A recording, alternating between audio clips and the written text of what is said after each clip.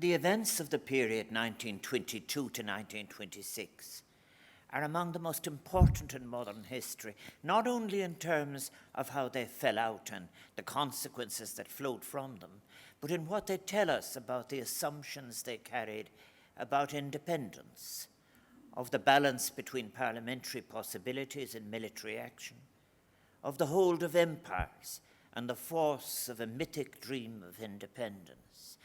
Where a balance was won, had to be struck, it was one that accommodated overt and covert strategies, and within each, an ongoing tension as to the value of radical or accommodating projects in relation to the release from empire or accommodation within it.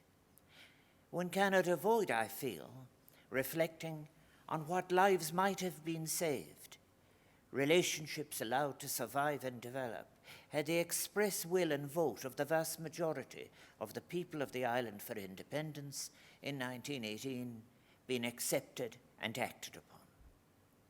We have our independence because it was fought for. Yet neither the war with an empire that the majority had voted to leave, nor a later civil war and the implications of the conclusion of the treaty were inevitable. The decisions on the forms of independence were not strictly, of course, for the making by Irish people with their differing perspectives. They were being influenced by imperialist thinking, one that saw the cohesive value of loyalty to a crown, a perspective perhaps underestimated in Irish negotiations.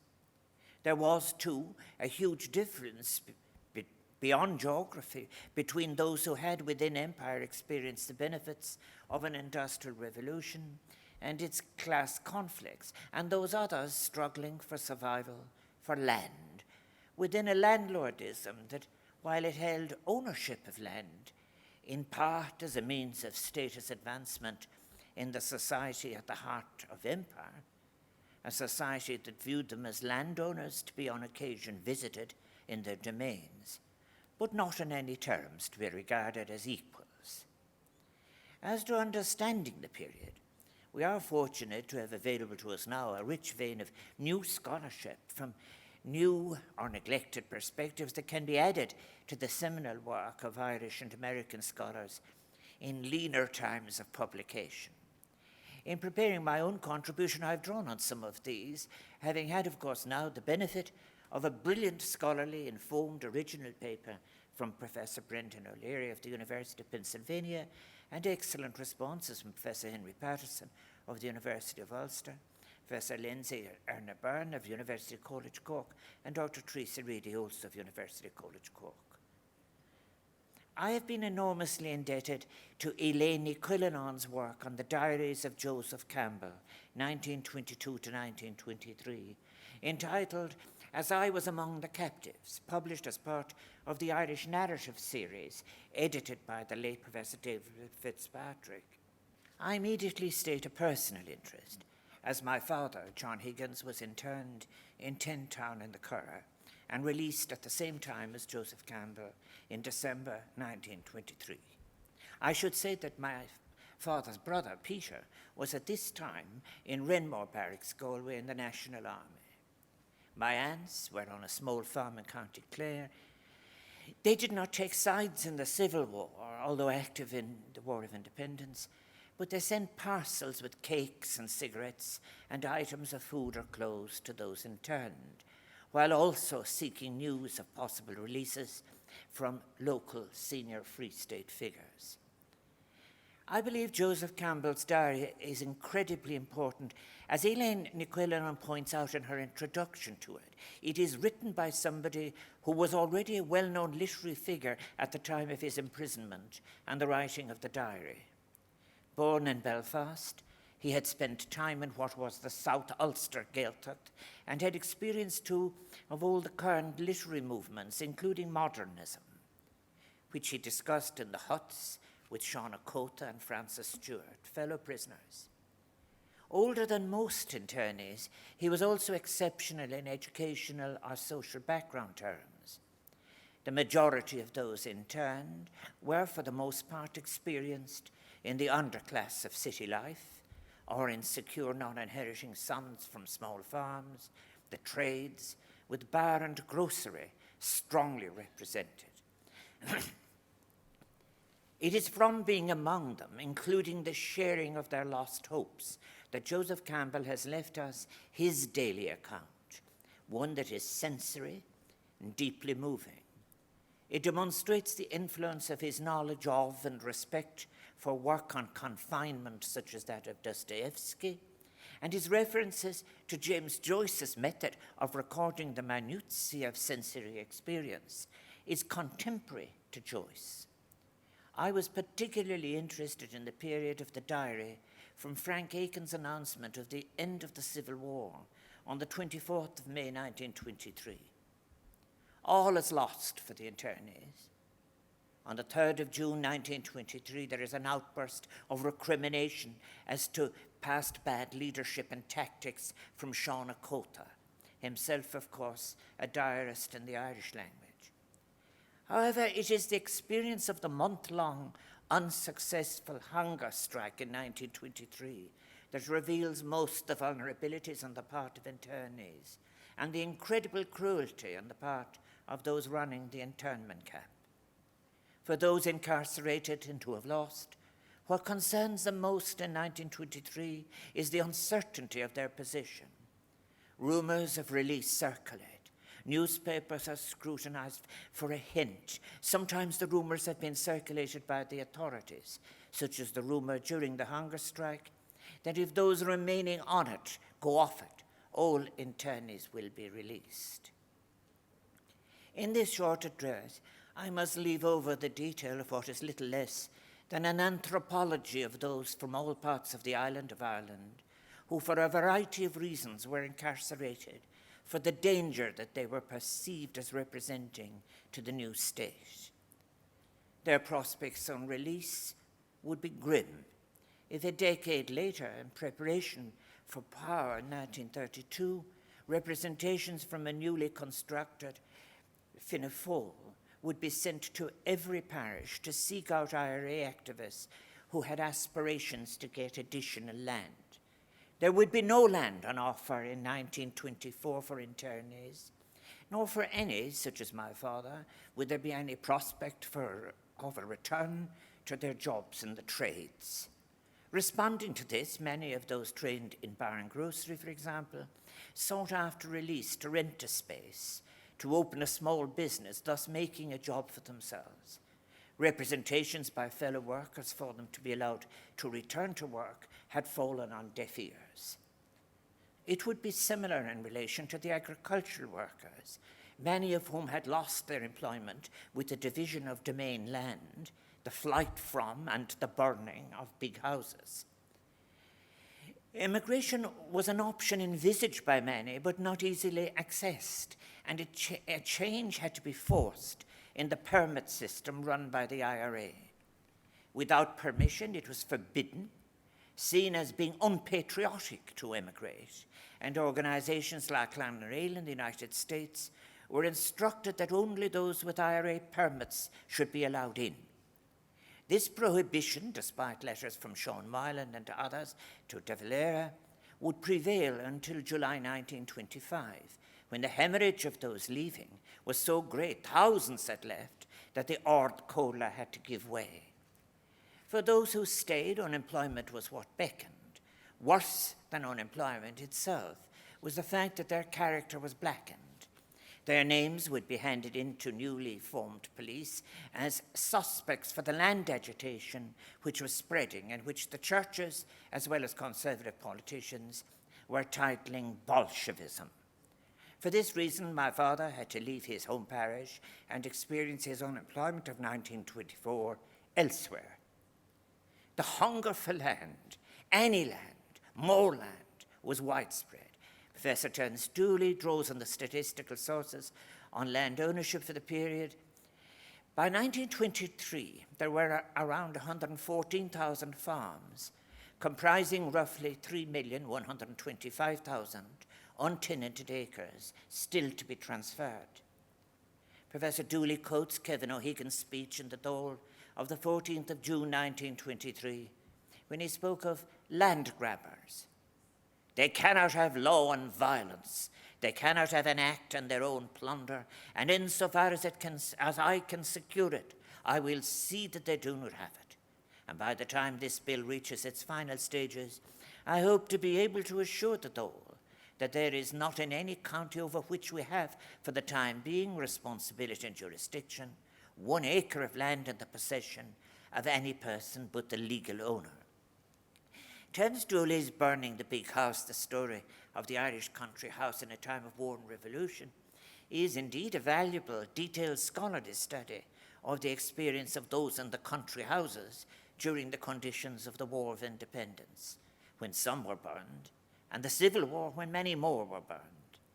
The context in which the occupants of those houses found themselves is well traced. However, the immediate threats of the 1920s have to be placed in a larger and longer context of decline that begins with the first of the Land Acts in 1881. Professor Dooley gives us a picture of landlordism in the 1880s, using Katie Hoppin's 500-acre threshold for admission to the landlord class, and drawing on a return of Irish landowners for the 1870s. Dooley enumerated and categorized landowners in Ireland as follows: those owning between 500 and 1,000 acres, 2,683 persons; 1,000 to 2,000 acres, 1,788; 2,000 to 5,000 acres, 1,225; 5,000 to 10,000 acres, 438; above 10,000 acres, 303. While this structure of ownership was carrying huge debt, it could never be sustainable, but its decline is in stages from the 1880s. That decline will also be affected, of course, by those leaving and by the loss of inheriting sons to the big houses in the World War when it comes. Then, too, a decrease in the release of funds from the British government for land purchase during the war made it difficult to agree terms of purchase, with bonds yielding less than war bonds. By the end of the 1920s, the agricultural labourers are now being opposed by organised large farmers. Many labourers have, of course, emigrated. Those agitating are being referred to, from such ranks as the graziers and others, as Bolshevists. The graziers, who have deflected the fury of those yet to get land onto the undistributed domain lands, are themselves increasing their holdings. Former militants in particular, of course, are angry, and they have their advocates in the Dáil. Professor Dooley quotes a Dáil speech of the time: "There is one class who seems to be nobody's children, and they are the ex-army men of the old volunteers. I think if any class of people are entitled to consideration as regards land, they have first claim, because the Act of 1923 would not have been in existence at all, and we would not be here were it not for them. They seem to have been forgotten in every department, and I hope when the minister sends his inspectors out that he will give them directions to have these men given special consideration." How much land was involved? We do know, Professor Dooley tells us, referring to the British government's 400-page return of untenanted lands in the rural districts of Ireland in 1906, that distinguished 1,679 domains, on which there was, he puts it, a mansion, and calculated that their owners, the vast majority of whom were aristocrats, as defined, with a respectable smattering of gentry, clergymen, merchants, and professions, who continued to hold approximately 2.6 million acres of domain and untenanted lands across the 32 counties. To quote Dooley, "Big houses did not look out of place as long as they continued to be surrounded by hundreds of acres of domain and parkland." By way of contrast, and the contrast explains much in relation to land hunger and land agitation, it is worth noting that by 1917, of the 572,574 holdings in Ireland, 112,787 were less than 1 acre. 123,129 holdings were comprised of more than 15 but less than 30 acres. Land hunger was, of course, a constant in the 19th century. George Birmingham could write of a shopkeeper replying to his question as to how the vote on Home Rule had gone in the Commons last night. The reply was quick: to hell with Home Rule, it's the land we're after. While politicians in Dublin hurled abuse then about forsaken principles and fealty to the British Crown, in rural Ireland people waited for the sanctioned transfer of their farms, and many more for the redistribution of untenanted and domain lands. Some became impatient, as Dooley notes, at the beginning of the truce period. The county inspector of Tipperary reported, "The hunger for land is great. Those who are landowners want more, while those who have none and who have been gunmen believe that the estates of loyalists such as Kilroy, once cleared, will be divided amongst them." Standing as background, then, to the events of 1922-26 are a number of forces that could influence the choices made, policy and responses to a change that was imposed rather than chosen. Of these, the hunger for land is prominent. Yet there is, too, the huge variation in what is sought as independence. There was an obvious difference among those seeking it as to the means by which it would be achieved. It was not a binary choice between parliamentary or military means. Within each was a spectrum of radical or accommodating positions and projects in relation to achieving an exit from empire. Development of a policy of full separation on the release or the releasing of any of its dependent parts were not an attribute of empire, even when formally conceded. Institutional legacies are left not perceived as any detritus by those who now hold power, but rather as essential aspects of a gifted modernization that is not to be questioned. Following Memmi, it is not difficult for the colonized and the colonizer to see their reflection in each other. The insults exchanged in the Civil War demonstrate this with a former comrade, now an enemy. It can be seen as the reflection of the colonizer that is lodged in both former comrades, now fighting antagonists, who previously avoided this lodgment in each other by having a shared enemy. A striking feature of those interned too is their marginalization, be it in terms of their occupation, their language. They are from the edges of the property-owning clericalist society that now defines what is respectable. The gap between the ethos, the discourse of the formal talks, be it from truce to treaty, to surrender of arms, and the daily experience and discourse of those incarcerated seems unbridgeable. The diary entries of Joseph Campbell or of Sean O'Cota show this. They reveal a resentment at the recollected absence of formal military leadership, which was a source of failure. This recollection will be in time be countered by later texts which offer a heroic version of events, which are not recalled in any similar way or represented by those incarcerated. This experience of 1923 to 24 will not be followed by any reaching out effort at inclusion of the broken, the losers. The processing of the later pension applications is humiliating. We get a minimalism that is forced on applicants by the bureaucratic structure of the application process, one which excludes any full narrative of events. That bureaucratic ritualism is there in the questions. The applications will, until the intervention of a concerned senior civil servant, be conducted as a box-ticking exercise.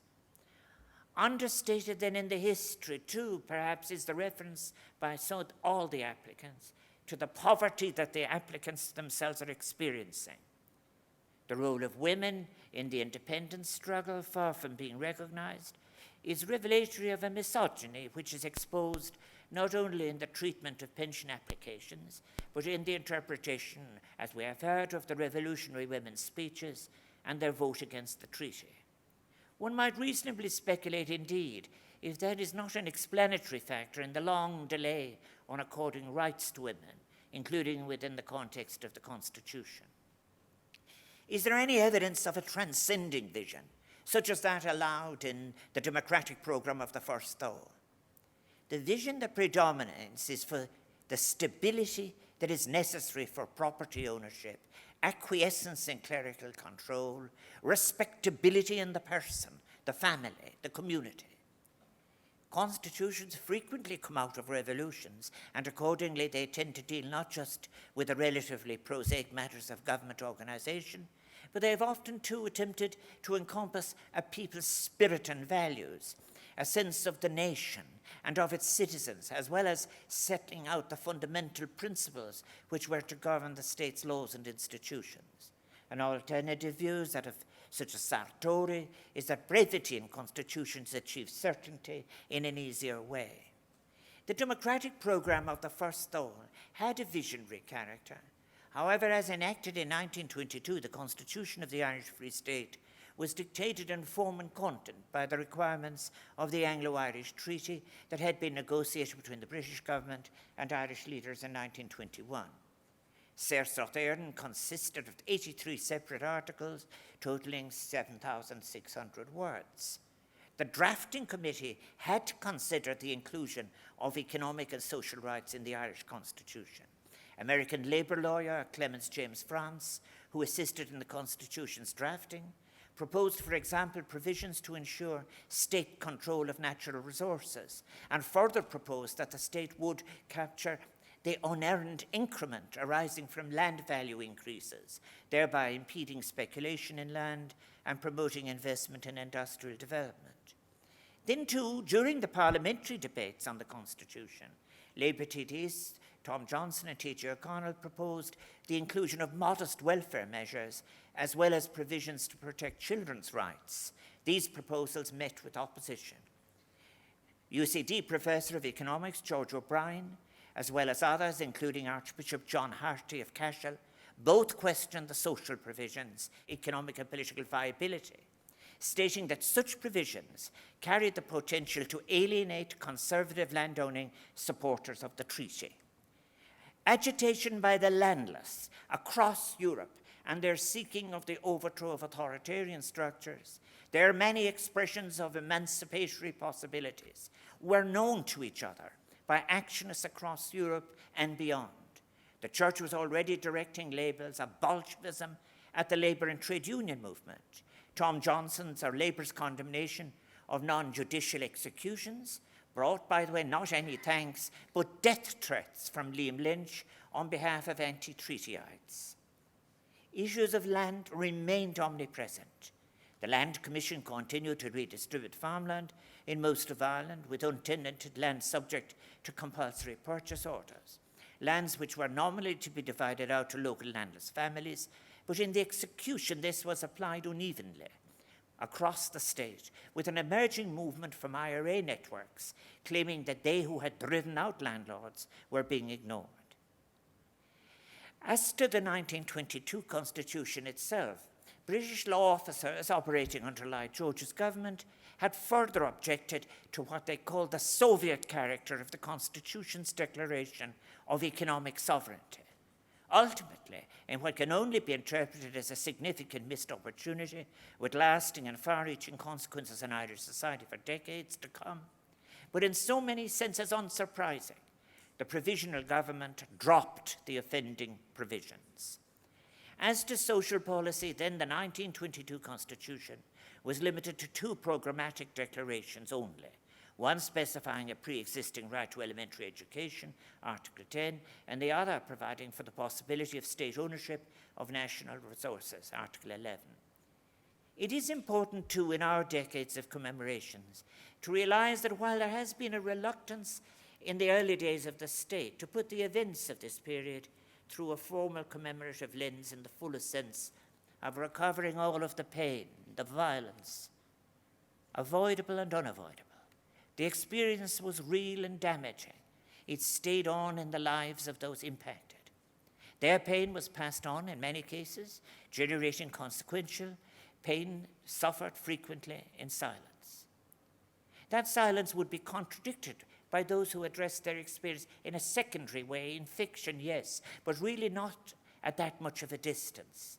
And then I believe that Shivra Aiken's work, Spiritual Wounds, Trauma, Testimony in the Irish Civil War, more than adequately disposes of the overgeneralized suggestion that silence on the Civil War was general. Her work, be it on the fiction, biography, or stories of the decades that followed the Civil War, gives further strength to my own long-held belief that there are just so many instances where literature gives us the lived and sensory experience that a narrowed theoretical model in the social sciences, or indeed the historiography, has allowed. Her critique, for example, of the work of Annie and P. Smithson, including the career of how The Walk of a Queen was received, is an example of this. So much of what was written was an indirect attempt to recover, imagine, compensate, perhaps, or even transact what was experienced, but given the social milieu, had better be left unsaid. It was not only among the landless or the unemployed or ex-internees that division would be sown, opportunities for solidarity lost.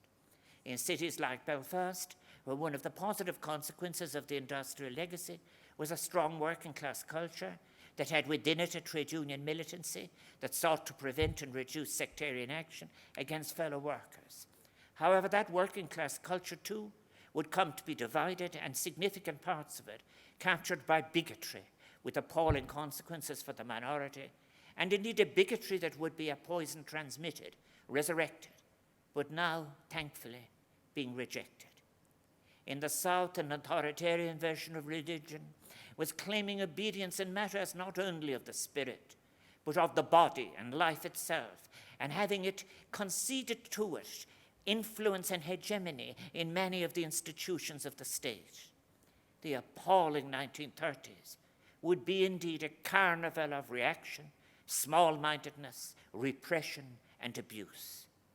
The authoritarian abuses north and south were moving the people ever further away from each other and their possibilities. The shell of each of the authoritarian systems was hardening, seeming impermeable. Change has come, if too slowly, too late for many. We must welcome and sustain those cracks that have let in the light, that have led to communities beginning to see and understand the incubus for violence which these authoritarianisms constitute. We are ceasing to see the necessity for abuses to be directed at each other. We are beginning to appreciate the need and satisfaction and joy that comes from narrative hospitality and decency and discourse. All of that is precious.